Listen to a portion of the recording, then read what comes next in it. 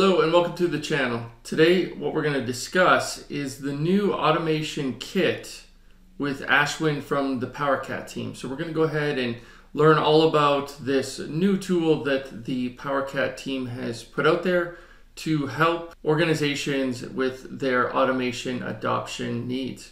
So let's go ahead, let's get right into the video.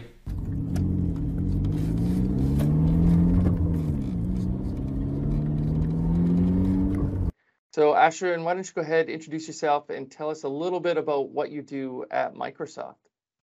Awesome. So I'm Ashwin from the PowerCat advisory team. I'm a program manager in that particular team. So one of the things which I do is make sure that our automation customers are successful in their adoption journey. I work with some of our key marquee customers and helping them adopt automation. So that's pretty much what I do. Oh, very cool. And so you mentioned working with some of our large and marquee customers. What are some of the biggest challenges that you find those customers facing when adopting enterprise automation? For sure. So let me share something and start off the conversation from there on. Alrighty. So some of the major challenges our customers face from an automation standpoint is one of the asks is around near real-time ROI or SLA. And this is extremely important because a lot of them, you're putting in a lot of investment into your starting up your automation program. So one of the things which you would want to know is, are you really gaining value for that investment that you're putting in? So the return of investment, measuring it, and then making sure that your senior leadership understand really what value automation is bringing in is extremely important. But even beyond just the ROI, it's also about the various governance features that you'll have to look at, or the various governance metrics that you might want to look at. So you'd want to understand how your machine health is, how are your automations performing, are there any errors that you might proactively want to meet and have them fixed. So all of this great metric values is something folks are always looking for. And that's something which we are addressing with our automation kit as well, which we'll talk about further on. And also tools for all users. When we are talking about the Power Platform, it's all about making sure your citizen developers are successful. And so the tools should meet that end as well. So the tools need to be at a point wherein any of your developers, any of your citizen or pro developers are able to use it efficiently. And there's another thought process around end-to-end automation lifecycle, right? So it's very important, especially as you're progressing in your maturity, having to do manual ALM is not really the option, right? When you're looking at thousands of bots in your production environment. So having something like an automation lifecycle is automated automation lifecycle ALM is super important. And finally, enterprise readiness, right? Beyond all of it, you want to make sure that your RPA practice is aligned with the overarching governance practice of your organization. Be it security, give it a governance, give it audit. There's often that overarching landscape of thoughts that your organization might already have. So you want to make sure your RPA implementation is aligned to it. So I And guess, yeah. oh, sorry. So I guess like maybe just to summarize, if we think about like enterprise automation, it's more than just having like a small group of, say, experts that are out there building automations. I think kind of what I'm reading between the lines here is that it's really about how do you scale this across an organization in order to obtain like the largest amount of value that you can. And so these feel like building blocks or kind of pillars that an organization can sort of take account of or take care of to ensure that they're doing the right thing. Is that a way to look at this?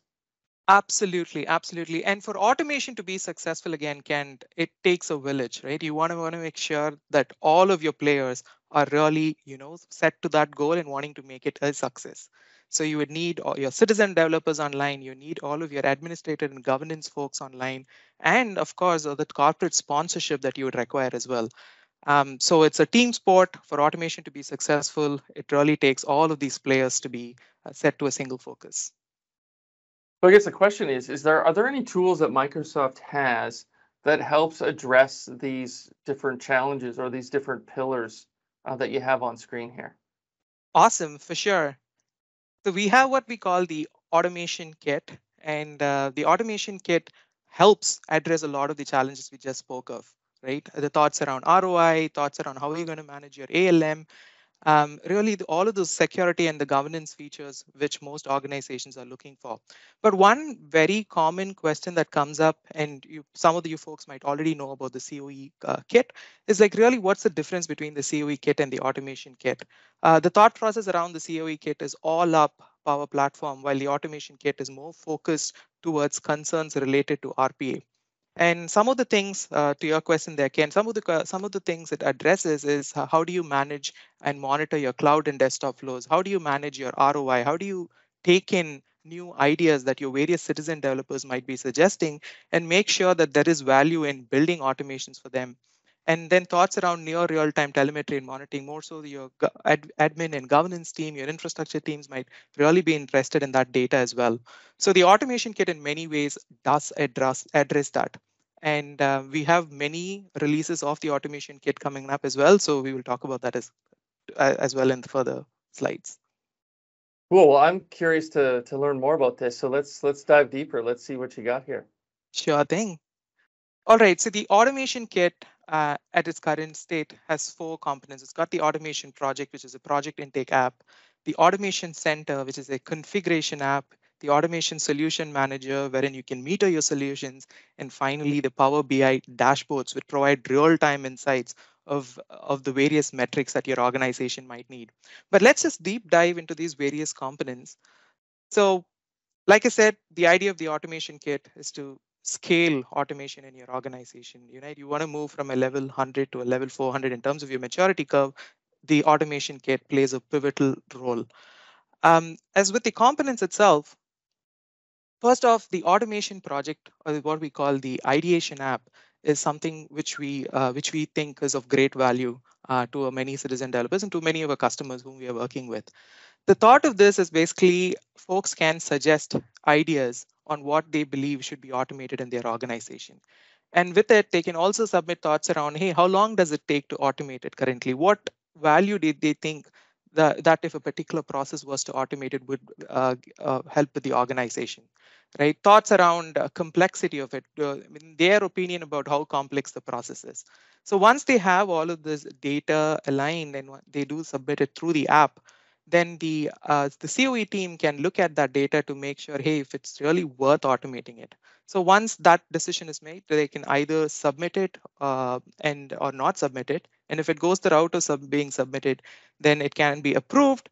And once it's approved, then the team can actually go and build automation itself. So that's the automation project app in a nutshell. And so with this, so this is really giving an organization that chance to scale out RPA, but to be able to do it in more of a methodical manner. So people would be able to see like existing ideas. So if someone's already sort of achieved or sort of built that functionality, they wouldn't go like reinvent that wheel. But it also provides just some oversight in terms of what people are doing. Like naturally, RPA licenses do cost some money.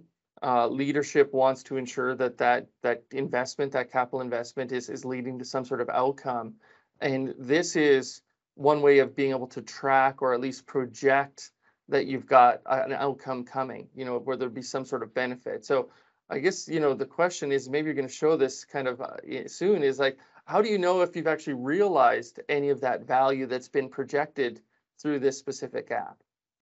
For sure thing. So all of that, you could see it in our very intuitive Power BI dashboard. So let me bring up that dashboard for a quick bit here. All right, so with the reporting, we do report on many heuristics, right? I mean, and this is based off the knowledge that we've collected and we've learned from working with many of our customers. So like I said, there's the project backlog. So in the project backlog, what you could really see is there is this measure between the complexity score to the money saved, right? So you are able to choose and prioritize the right opportunities that you might want to automate. And there are also thought processes around, hey, now that I know that there is an estimate of this much, how much this project would save. What is really the savings of it, right? There's this estimate of savings, and then what is the really realized savings as well. So there's a way for you to compare, and it gives you a feedback and to say, thinking about, hey, am I choosing the right automation? And do I have to think about, hey, do I have to tweak the way in which I choose my automation, right? I mean, what are those various factors or metrics you might want to think about while choosing your automation. And also thoughts around goals, right? You want to make sure that all of your goals are tracked and traced in a single dashboard. It also does include a lot more metrics around solutions, machines, and flow run detail and flow run exceptions as well. So the Power BI dashboard is a lot more extensive. What we've given is just a very high level snapshot. So please try the automation kit, tell us your feedback and what can be improved. Very cool. Very cool. No, I like this. I think you're capturing some really interesting heuristics here. So anything else that's included in the kit? Oh, for sure. There's a lot more. So with the automation solution manager, this is where the real metering happens. Now, once you built your automation, you have to go and check in to make sure that it is properly being metered. So within the automation solution manager, you can choose a particular solution and say, you know what, I want to meter on this. Once you've set the metering on, then there is this flow to the dashboard, which I just showed you. So that's the thought around it. And So there's I would also imagine, oh, sorry. So I would imagine like typically like how you think about ROI with RPAs, it tends to be like very transactionally based, right? So right, I have an invoice, what is the cost to process that invoice manually? What would be the benefits of doing that, through automation? And I would imagine that's where the metering comes into place, where you can actually say like, what are the, say, components or the flows that sort of represent an execution that would probably help you derive your overall benefit. Is that right? that's absolutely right. Absolutely right. Right. I mean, you want to really track and trace all of that benefits your automation is giving to your organization. And this is all traced back again in the dashboard. Very cool. Okay. And with it, you also do have the automation center. And why this is important is this is where you really configure your app, right? You want to define your corporate goals. You want to define who your project stakeholders are. What are the various RBAC controls, and what kind of control do they have on the app itself, right? So you have an approver persona, you have a citizen developer persona, you have a sponsors persona who would want to look at the dashboards itself. So all of that great configuration happens in the automation center. So this might be a screen that like an admin would go ahead and use to help kind of set up the whole sort of platform, if you will. Is that right? Exactly, exactly. Okay. So it's more something to deal with the admin persona. The admin persona will work with these various users and understand really what are their roles, and he'd be the one who'd set this up. Cool. All right. Very cool. So I guess one question I have is, say a customer starts to adopt RPA in the enterprise, they start to use this automation kit to help sort of manage and drive their program. But is there anything that they can use to gauge their overall maturity and perhaps kind of where they might be on their journey in terms of like continuous improvement? Oh, for sure. We did release a guidance around it. It's what we call the maturity model for RPA. So let me get to that. So this is the Microsoft's automation maturity model, and the way it's been built is it's based off HEAT, right? The holistic enterprise automation techniques. So we have various phases all the way from empower, discover, and plan to nurture. And along the x-axis, you have your initial all the way to efficient, right? So the thought process behind this is you might choose to be at a level 200 in Empower, while you might have choose to be at a level 300 in your design. So a lot of this really depends upon what really works for your organization. So you would go through this matrix to really understand where you're at in your automation journey and where you want to be as you progress along those lines. And that progression does not necessarily mean that you'll have to be at a level 500 to start with. It's more around really what makes for your organization, what really justifies that investment. So please do take a look at the automation maturity model. And if you guys have any questions or feedback, feel free to reach out to us on that as well. Yeah, it kind of reminds me a little bit about how customers might think about cybersecurity, right? Like everyone, might aspire to be at like level 500, but practically it may not make sense for them. So you kind of have to balance sort of what you want to prioritize, and as a result, can kind of use this as a guide to help you along that journey. Is that right? Absolutely. That's pretty much the whole idea of it. Really, what makes sense to your organization, right? And different organizations might have their own risk appetite. And depending on where that is at, you would then compare it to the automation maturity model to see where you want to be. Cool. Now, for customers that might want to adopt the automation kit, do you folks offer any programs, or is there any way that these customers can sort of reach out to you folks? Absolutely. So we do have our office hours that happens on a monthly cadence, but you can always click on that particular link to get real-time updates on when it's happening, what are the upcoming releases, and if you do have questions, you can always join our office hours and ask your questions. So we do have an AMA session as part of the automation office hours itself. So feel free to join our office hours, give us your feedback, and let us know what best you'd want. Very cool. And I'll include this link in the description of the video. So this has been really great. Ashwin, is there any other resources you want to leave the audience with before we end the show? For sure. So we do have an extensive set of resources which you can totally take advantage of, all the way from the heat, which we discussed, the maturity model, which we discussed, and many of our customer stories for you to really understand how these various guidances which we've released comes into action in many of our customers we've dealt with. We also do have the Automate It series, which talks about some of the latest and the greatest within the automation space. And I'm sure it'll serve as a very good guide for folks who are wanting to learn and also mature in their automation journey. Awesome. And I also see some customer stories here as well. If people want to understand how other customers are benefiting from automation at scale. All right, so that concludes this episode. Ashwin, thanks again for joining and sharing all of the latest and greatest coming out of the PowerCat team.